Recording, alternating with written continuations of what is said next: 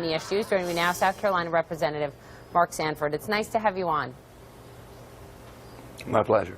So you took a different approach in your town hall with constituents this week. You did it with Senator Tim Scott from your home state, and you also partnered with the Charleston chapter of Indivisible. This is a group that is dedicated to fighting the president's agenda. You seem to welcome the jeers and the outcry of those that don't agree with you and your Republican colleagues, rather than fight it. Why that tactic?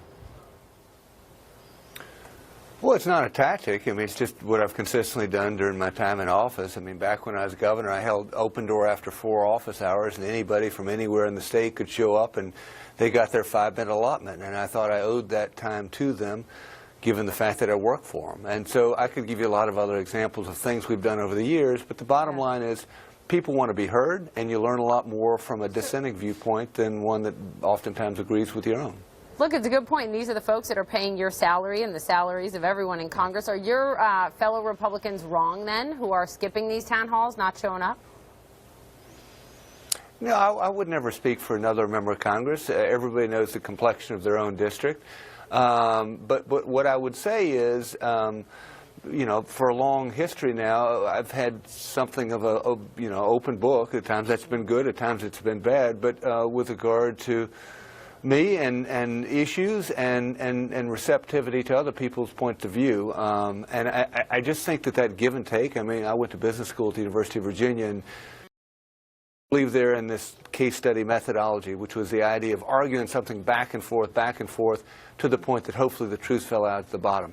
Well, and I think that there is a value to the spirit of these dissenting viewpoints, that by the end of the 3.5-hour town hall meeting, we were having, I think, a very meaningful conversation on some issues that were awfully important to the folks that had gathered.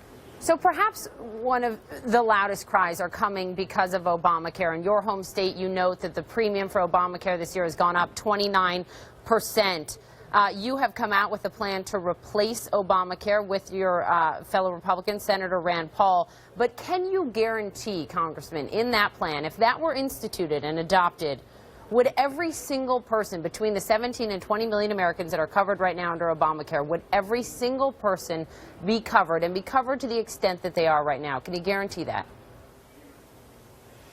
Again, anybody who makes a guarantee along those lines, I don't think is telling the truth. There are no guarantees in policy, but what you can lay out are a general set of ideas and ideals that you believe would make for a better result than what we have right now. As you correctly point out, premiums went up by 29% last year. We're down to just one carrier with regard to the Affordable Care Act. And what we're trying to do in this plan is to say, how do we offer more in the way of choice? How do we offer more in the way of access? And ultimately impact the cost curve. So that might help. I hear you, and that might help a lot of... But these people that guarantee, I think, are unrealistic. But here's the thing. I hear you, and that might help a lot of people who simply can't afford health care right now, or it is pushing their family to the limit. But the other argument could be made that is more expensive health care better than no health care at all? I know you can't guarantee anything till it's implemented, but are you doing everything in your power to make sure that a lot of folks don't lose coverage totally?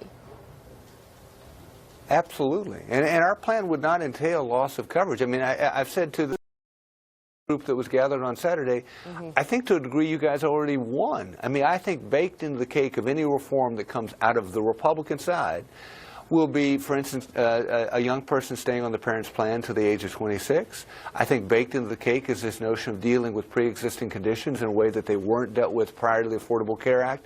I mean, I think that, what you're ultimately going to see is this idea makes its way through the legislative process is a melding of some of what was good about Affordable Care Act and a whole lot of reform to make it sustainable, because in its present course, it's not sustainable in financial terms. Congressman, you've been very critical of the president. You've said that facts don't matter to him. You've said he is the antithesis or the undoing of everything I thought I knew about politics and preparation for life.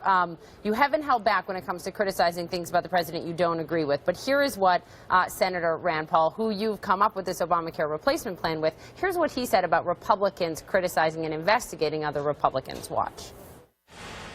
I just don't think it's useful to be doing investigation after investigation, particularly of your own party. We'll never even get started with doing the things we need to do, like repealing Obamacare, if we're spending our whole time having Republicans investigate Republicans. I think it makes no sense. Do you agree with him on that? Does that help the American people, or is he wrong that Republicans should investigate other Republicans just as vigorously as they would Democrats if needed? I mean, I think it ought to be equal opportunity. I think that ultimately what's relevant is that, folks on Senate Intel disagree with him. I mean, that's over on the Senate side. Senate Intel, through Richard Burr, is moving forward with investigation of the hypothetical or possible ties with Russia and what happened in the campaign. I mean, that's going to be more thoroughly vetted, and there's bipartisan accord over on the Senate side to do so.